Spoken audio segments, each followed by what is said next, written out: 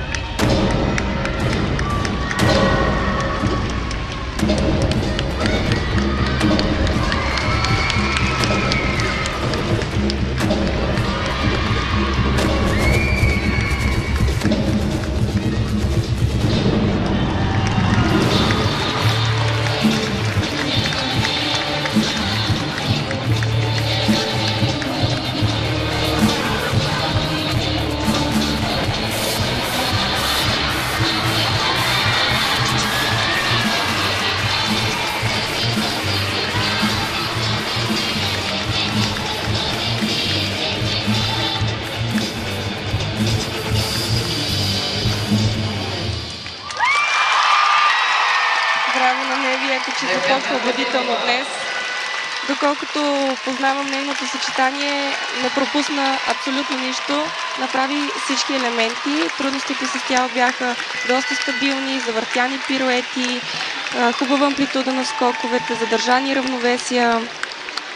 Наистина доста стабилно съчетание изигра. Аз се радвам, че и при второто изиграване на Обръчът на Световната купа тя го представи в най-добрата му светлина, защото Обръчът и създаваше проблеми. И наистина тук на Световната купа в квалификациите направи страхотен Обръч и отново сега.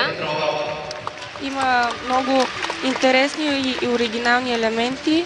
Точно това са така наречените АД-та, които носят по 30 или при лавяне 40.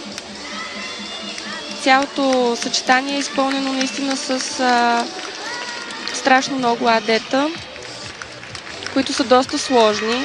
Това е специфично майсторство с уреда и повече броя ефективно, успешно изпълнени АД-та означава наистина класа.